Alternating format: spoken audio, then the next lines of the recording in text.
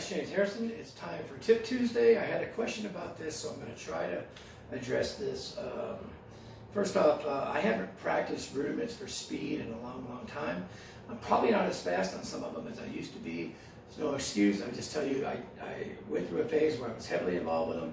I still do them. I still teach them in a lot of ways, but I don't push myself to the extremes with them anymore. I usually concentrate on what I can do with them in terms of grooves and whatnot. But that being said, I had a question asking about the Flam Paradiddle. I often call it a Flamadiddle.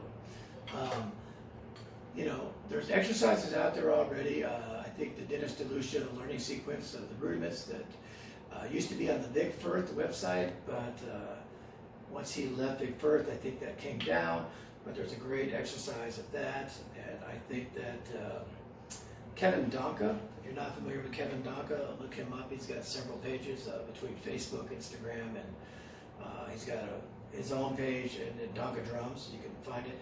He's got a book out that takes a lot of drum corps oriented exercises, and Kevin has put a unique twist on a lot of them. And he's very good at hand control and wrist control, but also at taking things that are difficult and making exercises out of them to better your, not only your hands, but your mind and your grasp on it, and not thinking of it as just trying to get a rudiment fast. I guess would be the best way to say it. So again, I highly recommend Dennis DeLucia's learning sequence of the rudiments and some of those exercises, and they're blocked off by tempos to get to certain levels. John Wooten has a similar, not a logical sequence like that, but he has a similar approach in trying to get to the rudiments. And again, Kevin Donka and his Donka Drums page, and he's got a book out that's excellent. And again, it can be advanced, but if you slow it down, you can learn to do anything. So two things that I have done with students in the past, and I'm not saying it's going to work for everybody, but is to understand the inner workings of what you have to do when you put a flam on a paradiddle. And so the number one thing, we all know a paradiddle is just paradiddle. I did an entire session of rudiments, or lessons of sessions on rudiments that you can go back and watch on YouTube. My channel is James Animal Harrison. And it explains how to do them all from the beginner standpoint, whether you read music or not. So you don't have to read music to learn those. Just say the word paradiddle, say it evenly. Accent the puh, that means you're going to hit that note harder. And at the same time, follow your voice and keep it even. So you say paradiddle, paradiddle. When you say the word diddle, you're going to hit whatever hand you're on 2 times. Paradiddle, paradiddle, paradiddle, paradiddle. Now I jumped ahead quite a bit from what the lesson is. You can go back and watch that. Now to get to a flamadiddle, or a flam paradiddle, we're just going to say flamadiddle. A flam is one hand higher than the other. Drop them both at the same time. This is the primary note. It's accented. This one's just a grace note.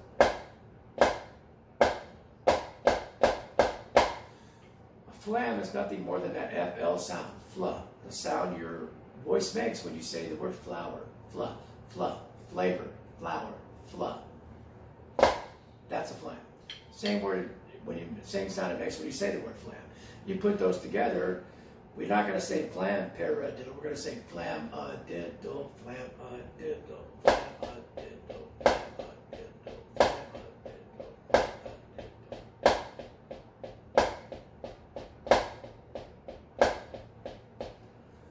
So your first exercise is to learn to be able to master a flam, master a paradiddle, and then put those two together and you get that.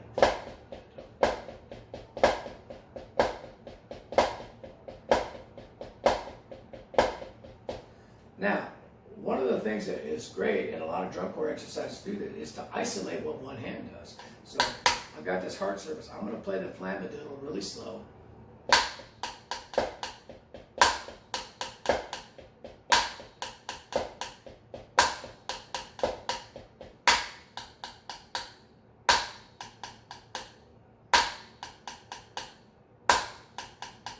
So we have that accented note, and then we have 4 notes in a row. And after that 4th note, we have to do what a lot of people call an upstroke. After a downstroke taps with your fingers or, you know, whatever your wrist is, depending on the tempo.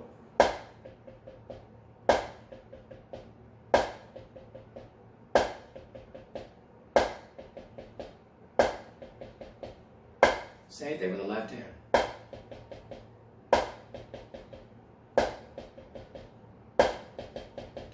Doesn't matter on the grip.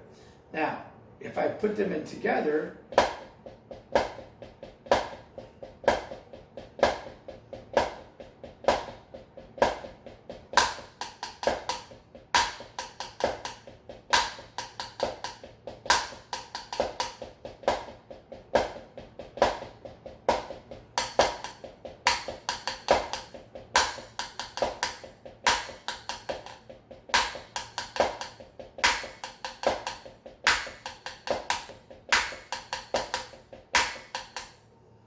so you see the right hand rhythm is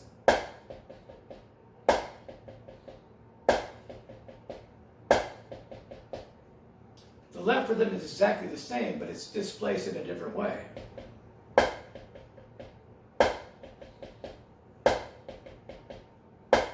You put them together.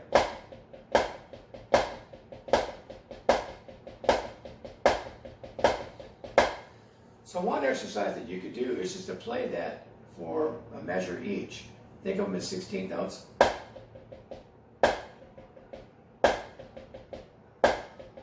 guess since I'm playing the right hand one 4 times, it's actually 2 measures.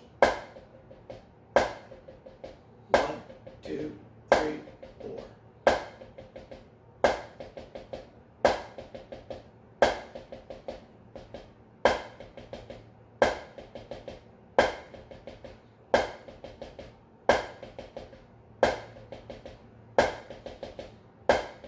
And then put it together.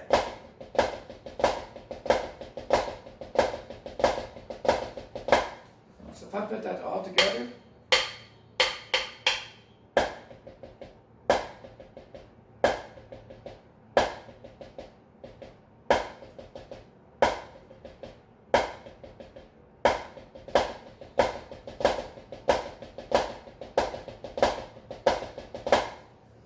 and you can put that with the mat and just work on getting this part fast.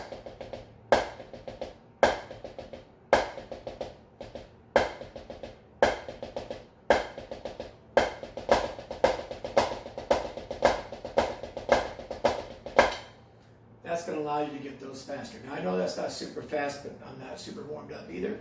Another exercise you can do is to play the paradiddle without any flams, but leave out one hand. So you play the right handed paradiddle, leave out the left, and you have this. And then.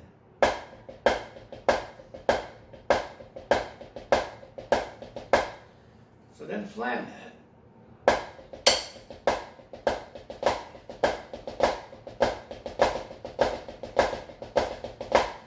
And then put it together. And so you have an exercise.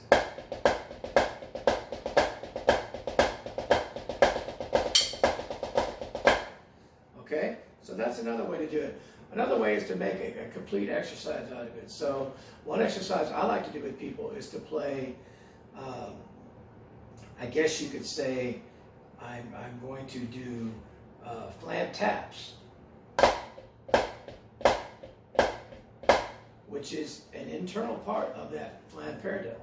And then I'm going to do the rhythm of 1 E and 2 E and 3 E and 4 E and, which is hand to hand with accents. So I took that flam tap and put a note in between. So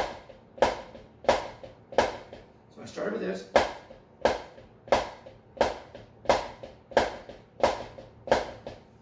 Now I'm going to do that part I did a minute ago. And then put it all together.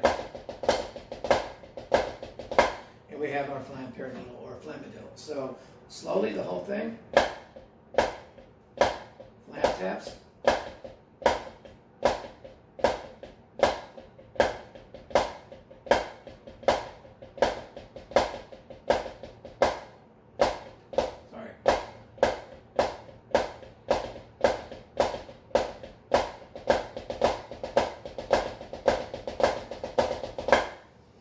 and you can work that at the different speeds.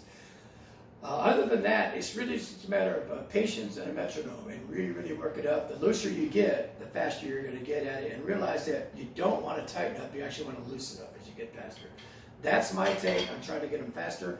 I know that may not answer some of the questions, but there's so many exercises out there. Again, check out Kevin Donka at Donka Drums. Check out John Wooten, often known as Dr. Throwdown, and Dennis DeLucia, and their concepts on trying to build these. But all of them still involve taking it slow with the metronome and building it up. That's my tip on how to get them faster, and maybe I'll play them for you faster again when I actually warm up and don't just turn on the camera and go. So there you go. Thanks.